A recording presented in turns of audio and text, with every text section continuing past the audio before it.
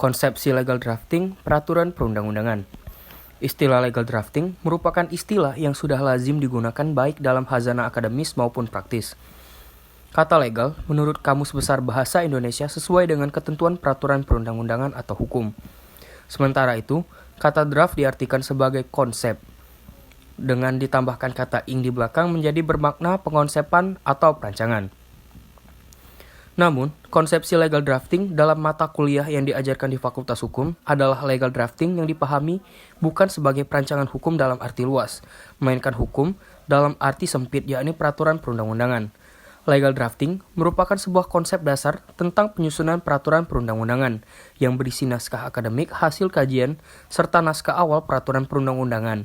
Sehingga kata legal drafting dapat dimaknai sebagai cara penyusunan rancangan peraturan sesuai dengan tuntutan, teori, asas, dan kaidah perancangan peraturan perundang-undangan.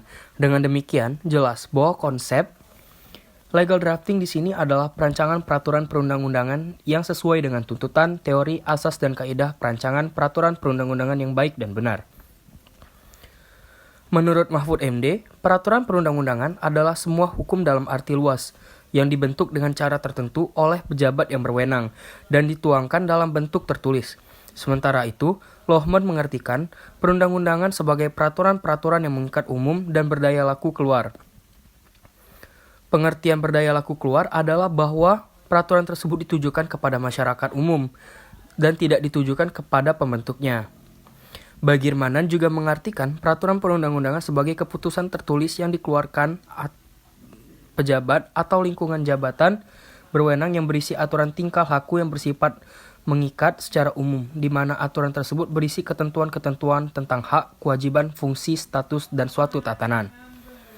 Menurut Undang-Undang Nomor 12 Tahun 2011 tentang pembentukan peraturan perundang-undangan diartikan sebagai peraturan tertulis yang memuat norma hukum yang mengikat secara umum dan dibentuk atau ditetapkan oleh lembaga negara atau pejabat yang berwenang melalui prosedur yang ditetapkan dalam peraturan perundang-undangan.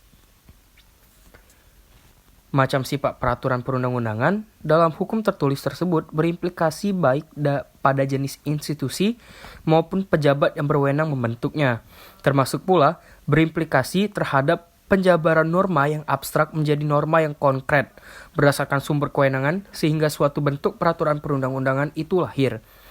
Sebagaimana diketahui bahwa kewenangan yang dimiliki institusi atau pejabat dalam membentuk peraturan perundang-undangan diperoleh melalui atribusi ataupun delegasi kewenangan. Pemaknaan peraturan perundang-undangan yang menekankan pada bentuk tertulis ini terkait erat dengan sistem hukum Eropa kontinental yang menganut logisme dengan civil law.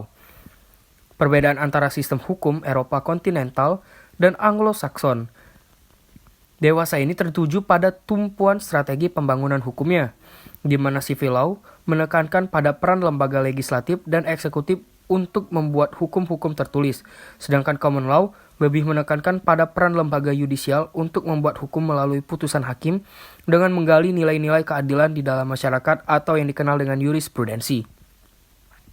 Namun, sebagai suatu tatanan hukum atau legal order, keseluruhan peraturan perundang-undangan tersebut harus saling terkait sebagai suatu sistem yang dibangun secara komprehensif, konsisten, dan hierarkis yang berpangkal pada UUD Negara RI tahun 1945 sebagai hukum dasar dan legitimasi akhir dari validitas peraturan perundang-undangan dan keseluruhan tata hukum atau legal order.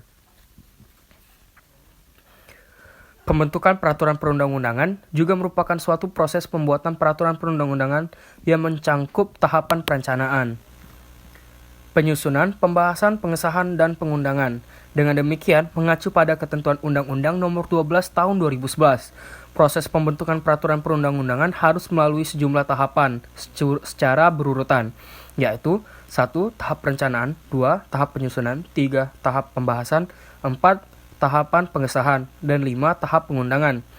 Pembentukan peraturan perundang-undangan menurut Jimli Asidik yang dikutip oleh Yuliandri menyangkut 4 bentuk kegiatan, yaitu pertama, prakarsa pembuatan peraturan perundang-undangan, kedua, pembahasan rancangan peraturan perundang-undangan, ketiga, persetujuan atas pengesahan rancangan peraturan perundang-undangan, dan keempat, pemberian persetujuan pengikatan atau ratifikasi atas perjanjian atau persetujuan internasional dan dokumen-dokumen hukum yang mengikat lainnya. Tahap perencanaan terkait erat dengan apa yang disebut sebagai Prolegnas, Program Legalisasi Nasional. Prolegnas adalah instrumen penting dalam perencanaan pembangunan hukum nasional, khususnya dalam konteks pembentukan materi hukum. Prolegnas adalah instrumen perencanaan program pembentukan peraturan perundang-undangan yang disusun bersama oleh DPR dengan pemerintah secara terencana, terpadu, dan sistematis.